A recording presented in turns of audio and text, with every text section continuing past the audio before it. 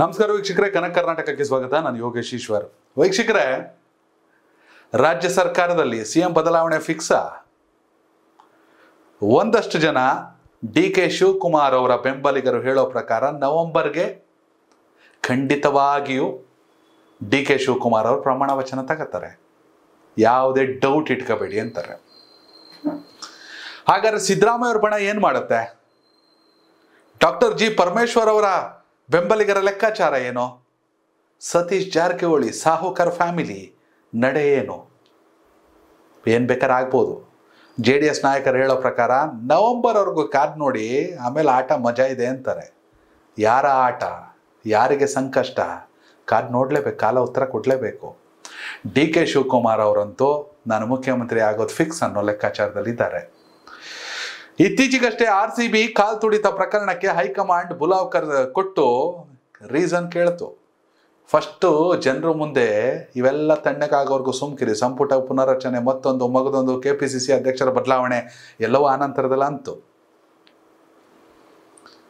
ಇದಕ್ಕೆ ಪುಷ್ಟಿ ನೀಡುವಂತೆ ವಾಲ್ಮೀಕಿ ಸಮುದಾಯದ ನಾಯಕ, ಕಾಂಗ್ರೆಸ್ನ ಸಚಿವ ಸತೀಶ್ ಜಾರಕಿಹೊಳಿ ಅವರು, ನಮ್ಮ ಸ್ಥಾನ ನಾವು ಉಳಿಸ್ಕೊಳ್ಳೋದೇ ಕಷ್ಟ ಆಗ್ಬಿಟ್ಟದೆ, ಯಾರು ಏನು ಬೇಕಾರೋ ಆಗಲಿ ಅನ್ನೋ ಹೇಳಿಕೆಯನ್ನು ಕೊಟ್ಟವ್ರೆ. ಸತೀಶ್ ಜಾರಕಿಹೊಳಿ ಸುಮ್ಮನೆ ಏನೇನೋ ಹೇಳೋ ಅಂಥ ಮನುಷ್ಯ ಅಲ್ಲ. ಒಂದು ವೇಳೆ ರಮೇಶ್ ಜಾರಕಿಹೊಳಿ ಅವ್ರು ಬೇಕಾದ್ರೆ ಸಿಟ್ಗೋ, ಸೆಡವಿಗೋ, ಬೇಸರಕ್ಕೋ, ಕೋಪಕ್ಕೋ, ಖುಷಿಗೋ ಏನು ಬೇಕಾದ್ರೆ ಹೇಳ್ಬಿಡ್ತಾರೆ. ಆದರೆ ಸತೀಶ್ ಜಾರಕಿಹೊಳಿ ಏನೇ ಹೇಳಿದ್ರು ಒಂದು ಲೆಕ್ಕಾಚಾರ ಇರುತ್ತೆ.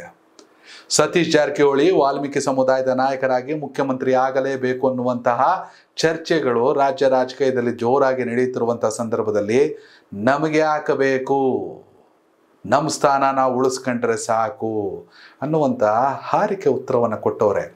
ಯಾಕೋ ರಾಜ್ಯ ಸರ್ಕಾರದಲ್ಲಿ ಎಲ್ಲವೂ ಸರಿ ಇಲ್ಲವೇನೋ, ಸಿದ್ದರಾಮಯ್ಯ ಬಣ ಏನು ಬೇಕಾದರೂ ಮಾಡಬಹುದೇನೋ ಅನ್ನೋದಕ್ಕೆ ಪುಷ್ಟಿ ನೀಡುವಂತಿದೆ ಸತೀಶ್ ಜಾರಕಿಹೊಳಿ ಅವರ ಹೇಳಿಕೆ. KPCC ಅಧ್ಯಕ್ಷರು ಯಾರು ಬೇಕಾರ ಆಗಲಿ, KPCCಯಿಂದ ಏನು ಬೇಕಾದ್ರೂ ಮಾಡಲಿ, ನಮಗೇನು ಅಂತ ಹೇಳೋರೆ. ವೀಕ್ಷಕರೇ, CM ಬದಲಾವಣೆ ಫಿಕ್ಸಾ? ಡಿ.ಕೆ. ಶಿವಕುಮಾರ್ ಅವರು ಮುಖ್ಯಮಂತ್ರಿ ಆಗ್ತಾರಾ? ಸಿದ್ದರಾಮಯ್ಯ ಬಿಟ್ಟು ಕೊಡ್ತಾರಾ? ಏನಾಗಬೇಕು? ಸತೀಶ್ ಜಾರಕಿಹೊಳಿ ಅವರ ಹೇಳಿಕೆ ಬಗ್ಗೆ ನಿಮ್ಮ ಅಭಿಪ್ರಾಯ ಕಾಮೆಂಟ್ ಮೂಲಕ ತಿಳಿಸಿ. ಧನ್ಯವಾದಗಳು. ಕನೆಕ್ಟ್ ಕರ್ನಾಟಕ, ಇದು ನಿಮ್ಮ ನೆಟ್ವರ್ಕ್.